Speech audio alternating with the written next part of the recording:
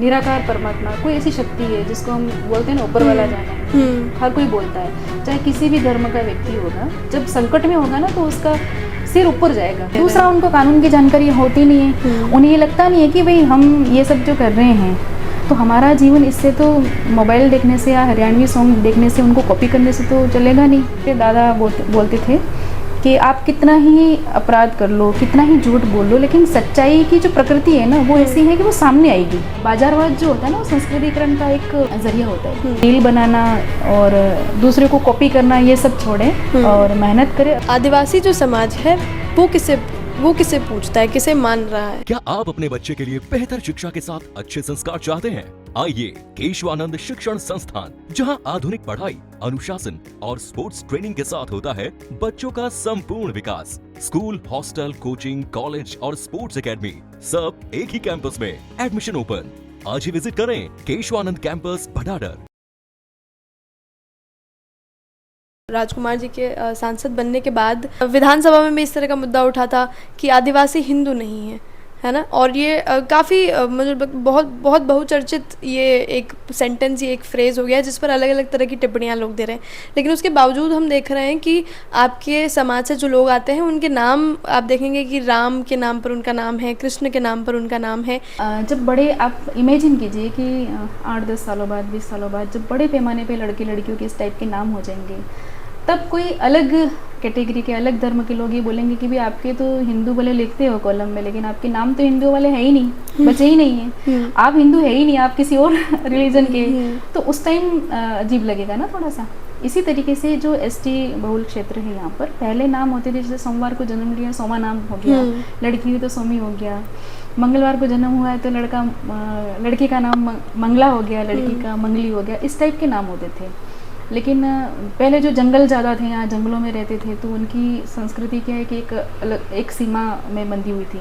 जैसे जैसे लोगों के बीच में कनेक्टिविटी बढ़ती है तो वो कॉपी करते हैं। जैसे हम आज south Indian dishes, idli dosa, Khan पान में भी हम कॉपी करते हैं ना, पिज़्ज़ा खाते हैं, बर्गर खा रहे हैं, तो ये हमारी संस्कृति में नहीं है, हमारे खान पान में है नहीं ये। लेकिन हम ये जो ग्लोबलाइजेशन जो हो रहा है तो उसमें कई सारी संस्कृतियाँ मिक्स हो गई। जैसे हमने आज कपड़े पहने, आपने जो पहने, मैंने पहने, वो हमारी संस्कृति का अंग नहीं है, लेकिन हमने बाजारवाद जो होता है ना वो संस्कृतिकरण का एक जरिया होता है, बड़ा मुख्य जरिया होता है। तो ये लोग भी जब दूसरे लोगों से मिले होंगे, खास करके अंग्रेज़ों के ज़माने में जब रेल आई, परिवहन बढ़ा, तो एक दूसरे जगह से दूसरी जगह जाना हुआ तो कॉपी किया होगा। मणकों वाली बजंटी पहनते थे सभी कास्ट के लोग। फिर धीरे धीरे सिनेमा का असर देखो आप, घर घर में टीवी आ गए, तो उनको देख करके 9 लखा हार भी हो गया, मंगलसूत्र भी हो गए। तो इस टाइप की संस्कृतिकरण होता रहता है। ये तो नाम का भी ऐसे ही हुआ होगा। और जहाँ तक मैं समझती हूँ कि राम जो शब्द है उसको सेपरेटली हिंदू से जोड़ करके देखा जाए, ऐसा नहीं है।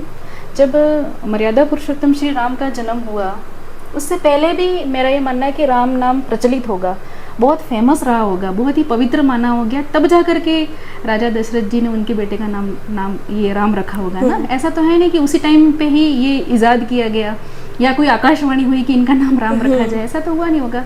पहले से सनातन में ही रखा गया, क्योंकि उस टाइम कोई धर्म थे नहीं पहले। सनातन जो संस्कृति है उसको हिंदू से ही जोड़कर देखना भी मेरे हिसाब से सही नहीं है, क्योंकि जितने भी धर्म हैं विश्व में, वो धर्म जब नहीं थे तब सारे विश्व में लोग एक ही परंपरा, एक ही रीति रिवाज, एक ही संस्कृति को मानते थे और निराकार परमात्मा की उपासना करते थे, किसी व्यक्ति विशेष की नहीं करते थे, है ना। फिर धीरे धीरे अलग अलग धर्म हुए, लोगों ने अपने अपने धर्म के मतलब अनुयायियों की संख्या बढ़ी, तो उन्होंने अपने एक सेपरेशन पैदा किया कि भाई हम इसी धर्म के हैं, हम ही सबसे ऊंचे हैं, हम ही सबसे श्रेष्ठ है, आप नीचे हो, इस टाइप की सेपरेशन की भावना है। लेकिन पहले आप इमेजिन खुद करिए। और दूसरा मैं समझती हूँ कि राम जो नाम पवित्र है वो परमात्मा का नाम रहा होगा। ईरान में एक जगह रामसर नाम की, रामसर नाम है, शायद वो दुनिया की पहली आर्द्रभूमि वेटलैंड है।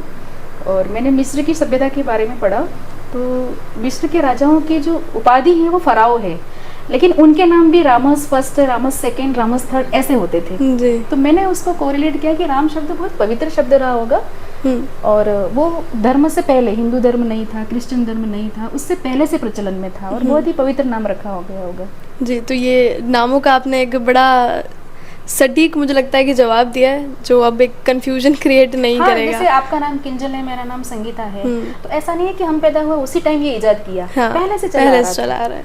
हाँ। जी। तो हमारे यहाँ पे राम को मानने वाले अलग है कि अयोध्या के राजा पुरुषोत्तम श्री राम को मानते हैं, कुछ निराकार परमात्मा को राम के नाम में मानते हैं, जैसे कबीर परंपरा में। जी, तो उस रूप में भी राम का नामकरण हुआ होगा ऐसे समुदाय में। बिल्कुल।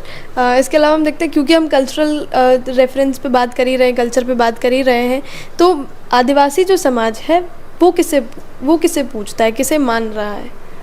देखो, आदिवासी समाज है वो पहले जब आप हिस्ट्री में पढ़ेंगे कि एसटीसी लोगों ने काफ़ी प्रोटेस्ट किया था कि भी हमें भी मंदिरों में जाने दिया बिल्कुल। जाए। पहले अनुमति नहीं थी मंदिर में जाने की। तो आप उस चीज़ को लेकर के अगर देखोगे तो जब कानूनी रूप से मान्यता मिली कि हाँ ये लोग भी मंदिर में जा सकते हैं, तो उसके बाद ही मंदिरों में जाना, व्रत उपासना करना, पूजा पाठ करना, यज्ञ करना उन्होंने शुरू किया होगा। उससे पहले वो जंगलों में रहते थे तो प्रकृति की पूजा करते होंगे, और दूसरा मातृ पूर्वजों की पूजा करते हैं, जो अपने घर के लोग जिनका देहांत हो गया है तो उन्हीं के नाम का पत्थर जिसको सीरा बोलते हैं, उसकी स्थापना करके वो पूजा पाठ करते थे। और दूसरा निराकार परमात्मा, कोई ऐसी शक्ति है जिसको हम बोलते हैं ना ऊपर वाला जाना है, हर कोई बोलता है, चाहे किसी भी धर्म का व्यक्ति होगा, जब संकट में होगा ना तो उसका सिर ऊपर जाएगा। बिल्कुल, है ना। तो मैं क्या आध्यात्मिक भी हूँ, धार्मिक बहुत ज़्यादा नहीं हूँ, लेकिन बहुत ज़्यादा नहीं, आध्यात्मिक बहुत हूँ मैं ये मानती हूँ कि हमारी जो आइडेंटिटी वो बॉडी नहीं है, बॉडी के अंदर मैं जो बोल रही हूँ, है ना, तो वो बोलने वाला जीव कहते हैं या आत्मा कहते हैं। तो आत्मा को पता होता है कि हम कहाँ से आए हैं, तो उसका कनेक्शन अपने आप ऊपर की तरफ पहुंच जाएगा। तो हम यहाँ पर कितने ही युग पुरुषों को, चाहे जो भी धर्म के प्रवर्तक हैं उनको मान ले, लेकिन वो भी उसी परमात्मा की संतान है जैसे हम हैं वो, लेकिन उन्होंने कुछ अच्छे काम किए हैं, अच्छे उपदेश दिए हैं, उनका जीवन जो है बहुत आदर्श रहा है, तो हम उनको मनुष्य की श्रेणी में नहीं रख सकते, इसलिए उनको हम देवी देवता मान लेते हैं। बिल्कुल। लेकिन परमात्मा तो ऊंची चीज़ है, हम सभी उनकी संतान हैं। जी। तो ये धर्म का जो डिफरेंसेस है कि हम इस धर्म के हैं, इस जात के हैं, मैं इसमें बिलीव नहीं करती। इससे थोड़ा सबसे पहले इंसान होना, आपके अंदर इंसानियत हो, वो सबसे बड़ा धर्म है। बिल्कुल। इसके अलावा हम बात करें कि अभी जो टीएसपी एरिया है, वागड़ जो क्षेत्र है, वहाँ से काफ़ी घटनाएं ऐसी आ रही हैं जो पत्थरबाजी की जो हैं, और इस सब को आप किस तरह से देखती है कि वहाँ के जो, और ख़ासकर आप देखेंगे कि बहुत टीनेज जो लोग हैं, बहुत युवा अवस्था के जो लोग हैं, वो इस सब में इन्वॉल्व नज़र आ रहे हैं, और इसके बाद इन चीज़ों पर राजनीति भी काफ़ी होती है। एक पार्टी विशेष को टारगेट कर लिया जाता है जब भी पत्थरबाजी जैसी घटनाएं होती हैं। इसको आप किस तरह से देखती है, क्या लैग कर रहा है कि इस तरह की घटनाएं वहाँ हो रही हैं? देखो, राजनीतिक बयानबाजी क्या होती है मैं उसमें नहीं पढ़ना चाहूँगी, क्योंकि बयानबाजी क्या है वो अपने ही तरीके से होती है कि अपनी बात को सही रखने के लिए, मैं उसमें नहीं पढ़ती। एक्चुअल में देखा जाए, जब से सोशल मीडिया पे लोग एक्टिव हुए हैं, तो मैंने खुद ने मेरे कज़िन के मोबाइल में, जब वो बहुत ही ज़्यादा मोबाइल देख रहा था, तो मैंने देखा कि वो हरियाणवी सॉन्ग देख रहा था, और हरियाणवी सॉन्ग को मैंने फिर देखा कि उसके अंदर क्या होता है कि उसके पास BMW गाड़ी है या अच्छी वाली बाइक है, महंगी वाली, हाथ में सिगरेट है और बोतल है और गाना चल रहा है, साथ में लड़की भी है, डांस कर रहे हैं। तो ऐसे जब सॉन्ग देखते हैं, तो जब हम लोग देखेंगे ना, तो हम सोचेंगे कि भाई ठीक है, अपनी पैसा कमाने के लिए वीडियो डाउनलोड कर लिया है, सच में तो वो ऐसा जीवन जी नहीं रहे होंगे। हम इस चीज़ों को आइडेंटिफाई कर सकते हैं कि भाई ये कितना सही है, कितना गलत है। लेकिन वहाँ के जो टीनेजर्स हैं, उनको लगता है यही जीवन है, वो कॉपी करने लग जाते हैं उनको। अच्छा, वो फिक्शन को फिक्शन की तरह नहीं ले रहे हैं। दूसरा, उनको कानून की जानकारी होती नहीं है, उन्हें ये लगता नहीं है कि भाई हम ये सब जो कर रहे हैं, तो हमारा जीवन इससे तो मोबाइल देखने से या हरियाणवी सॉन्ग देखने से, उनको कॉपी करने से तो चलेगा नहीं। और इन सब को मैनेज करने के लिए जो हमें बाइक अच्छी चाहिए, पैसा चाहिए, अच्छा मोबाइल चाहिए, तो उसके लिए मेहनत करनी होगी, पैसा तो वो तो करना नहीं चाह रहे, टीनेजर्स हैं वो, और वो लगता है कि शॉर्टकट अपना लें हम। अच्छा, दूसरा, उनको कानून की जानकारी इतनी है नहीं, उनको लगता है हम बच जाएंगे। तो जो पकड़े जा रहे हैं, एक बार पुलिस पकड़ रही है और उनकी वहाँ पर जिस तरीके से काउंसलिंग हो रही है, उसके बाद तो वो करेंगे नहीं, उनको समझ में आ जाएगा कि कानून नाम की भी कोई चिड़िया है। लेकिन नए बच्चे कर रहे हैं, जो नए बच्चे हैं, मैं समझती हूँ कि वो समझ रहे हैं हम ये सब करके निकल लेंगे, बच जाएंगे। उन्हें ये एक शॉर्टकट लग रहा है। हाँ, ये शॉर्टकट लग रहा है। और दूसरा ये होता है ना कि जैसे पहले मोबाइल नहीं होते थे ना, तो हम लोग घर के लोग बैठ करके घंटों बातें करते थे और उसी में ही उस बच्चे को बहुत सारी एजुकेशन मिल जाती थी। हम लोगों को, जैसे मेरे दादा बोलते थे कि आप कितना ही अपराध कर लो, कितना ही झूठ बोल लो, लेकिन सच्चाई की जो प्रकृति है ना, वो ऐसी है कि वो सामने आएगी। सच की विशेषता ही है कि वो सामने आएगा। जैसे वागड़ी में एक कहावत है, पानी में परपुटी बातें करें। मतलब आप पानी के गहराई में जाके कोई क्राइम करोगे ना, तो बुलबुले आ जाएंगे, उससे पता चल जाएगा कि अंदर कुछ गड़बड़ हो रहा है, कुछ हुआ है। तो ऐसी कहावतें भी बोलते थे। अब बच्चे बुजुर्गों के पास बैठने के लिए तैयार ही नहीं है, माँ बाप के पास नहीं बैठ रहे हैं। दूसरा, माँ बाप को भी इतनी फुर्सत नहीं है कि हम अपने बच्चों को समझाएं। ठीक है, कहीं ना कहीं परवरिश में लापरवाही ज़रूर होती है। अदरवाइज़ घर का सिखाया बच्चा, अच्छी एजुकेशन घर पे मिली है, उसके आसपास में कितनी ही बुरी संगति के लोग होंगे, उसका प्रभाव नहीं पड़ेगा, ये मेरा मानना है जी, है ना। बिल्कुल। तो घर पे एजुकेशन मिल नहीं रही है, बच्चों को कानून का डर नहीं है, जानकारी नहीं है। जानकारी होगी तो अपने आप ही डर आ जाएगा, है ना।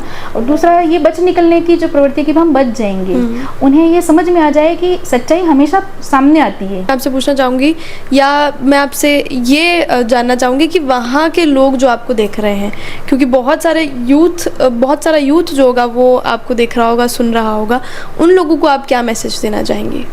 देखो, मैं सभी दर्शकों को और वहाँ की स्पेशल जो बच्चियाँ हैं, मैं उनको मेरी तरफ से मैसेज देना चाहूँगी कि आपके पास में अभी सुविधाएं बहुत हैं। सरकार की तरफ से इतनी सहायता मिल रही है, छात्रवृत्ति के रूप में मिल रही है, अच्छी बच्ची परसेंटेज अच्छा बना रही है तो स्कूटी मिल रही है, कॉलेज में छात्रवृत्ति मिल रही है, आपके डूंगरपुर तक कोचिंग क्लासेस पहुंच गई है। बिल्कुल। मैंने जब तैयारी की थी तो मैंने कोचिंग ली नहीं, मैं और मेरा भाई जयपुर गए, वहाँ से एक पूरा सिलेबस के अकॉर्डिंग एक सेट उठा के लाए और उसी को बार बार पढ़ के रिविज़न करके एग्ज़ाम दिया था। न तो यूट्यूब था और आज हमारे घर में ही कोचिंग क्लासेस है, अपने हाथ में। इसका यूज़ किस तरीके से करना है, मिसयूज़ कर रहे हैं, यूज़ कैसे करना है।